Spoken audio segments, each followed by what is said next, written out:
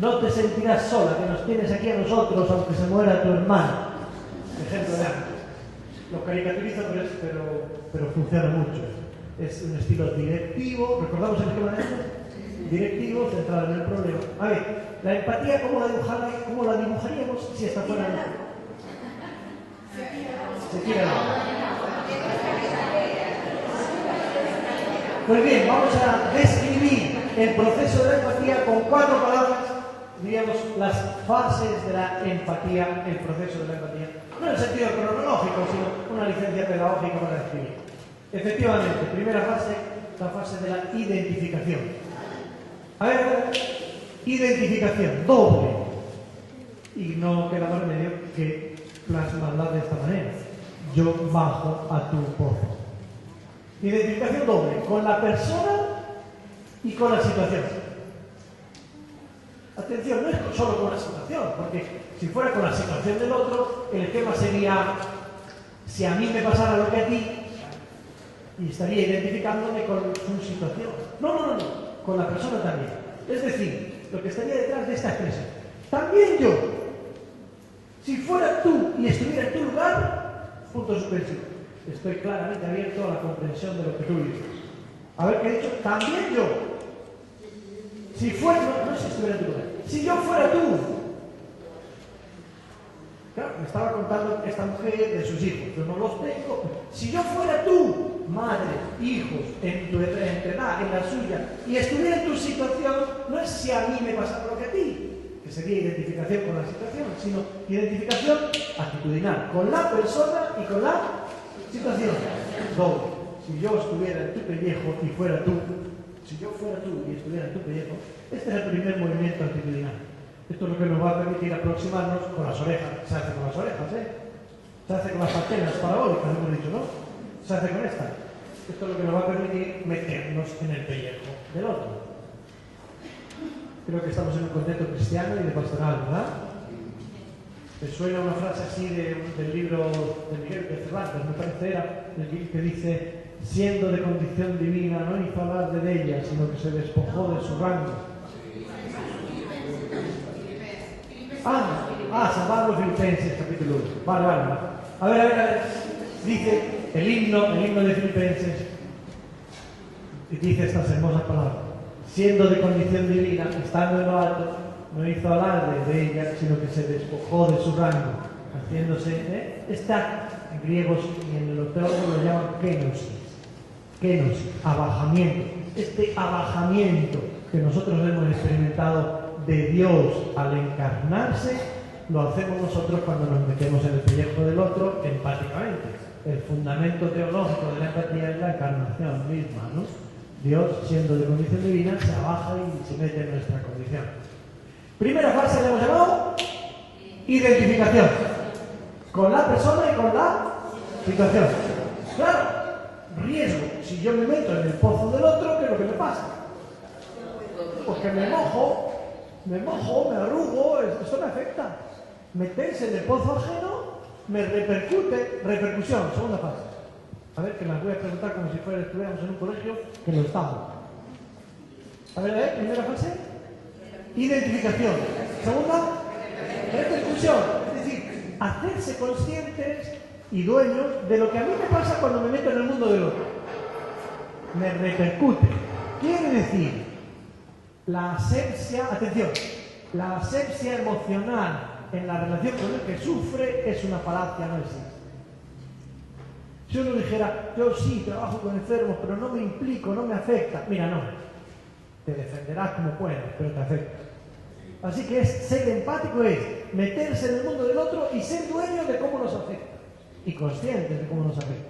Primera fase, identificación. Segunda, repercusión. Nos repercute.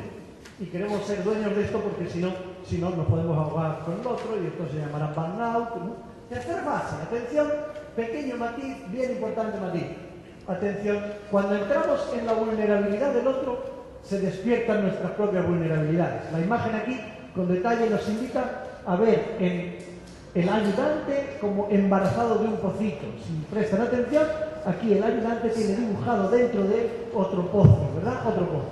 Quiere decir, cuando yo entro en el sufrimiento ajeno, se despierta mi propia vulnerabilidad. Si empiezas a hablarme de que te sientes sola, mi propia soledad, queriendo sin querer, es que mi padre está muy enfermo, y el mío, me viene a la mente sin creer. Resuena el eco de la propia vulnerabilidad. Resuena el eco. Yo mismo puedo tener los mismos problemas que tú y más gordos y peor elaborados. ¿Puede ser? Claro. Yo soy agente de pastoral, pero puedo tener los mismos problemas que tú y menos elaborados, porque estamos hechos de la misma madera, afortunadamente. Atención. Significa, forma parte de la empatía, la conciencia de la propia vulnerabilidad y el manejo de la vulnerabilidad propia como recurso.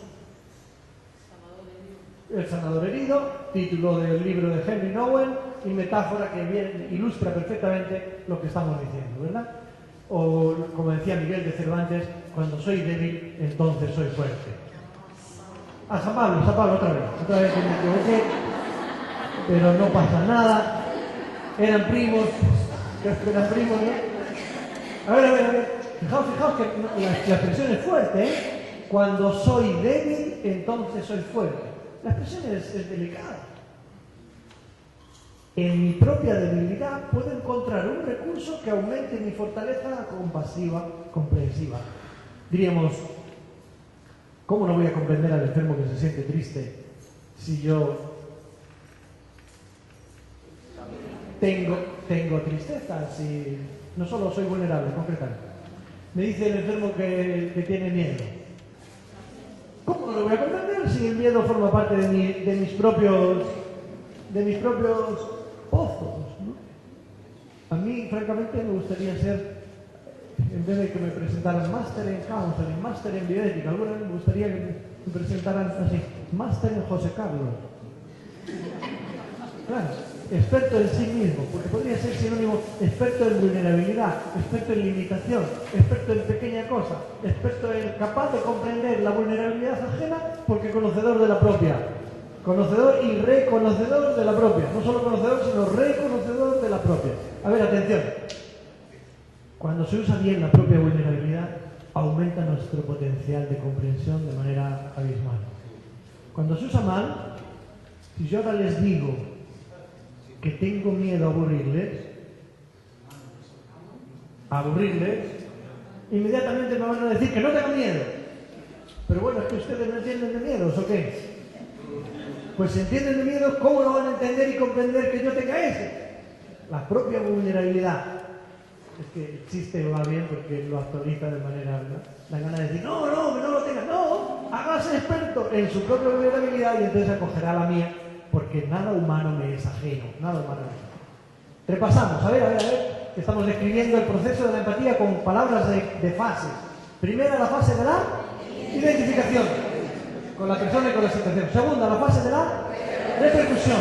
Tercera, la fase de la incorporación. ¿Por qué? Porque se incorpora a nuestra relación mi propia vulnerabilidad como recurso, para potenciar la capacidad de comprensión de tu propia vulnerabilidad. No hay empatía si no hay separación. Porque estamos arriesgando mucho de simpatía, en el sentido griego, ¿no? Simpazos, sentir lo mismo que el otro. Estábamos arriesgando mucho. No hay empatía si no hay separación. Me parece que leyendo el Quijote, leí un sitio que ponía, conviene que yo me vaya. ¿Dónde lo pude leer? El Evangelio de Juan sería, seguramente, conviene que yo me vaya en boca de Jesús. Si yo hubiera estado allí, les aseguro que le habría agarrado a Jesús de la solapa, supongo que llevaría americano, ¿no? Llevaría americano, le habría agarrado de la solapa y le habría dicho, pero ¿cómo va a convenir que te vayas? Lo que conviene es que te quedes. No, conviene que yo me vaya. Miren que estoy describiendo, al fin y al cabo, la empatía con parámetros de historia de la salvación, ¿eh? Meterse en el pellejo del otro, correr las circunstancias y reconocer la propia vulnerabilidad y aprender, conviene que yo me vaya. Y esto tiene claros significados serios, ¿verdad? Quien no sabe separarse corre el peligro de burnout, de quemarse, ¿no? Quien no sabe separarse se identifica en exceso, siente lo mismo que el otro, cae en la simpatía. Quien no sabe separarse genera relaciones transferenciales, o genera dependencia o codependencia, situaciones que nada favorecen las relaciones de ayuda, sino todo lo contrario. Conviene que yo me vaya. En el reino de las mariposas,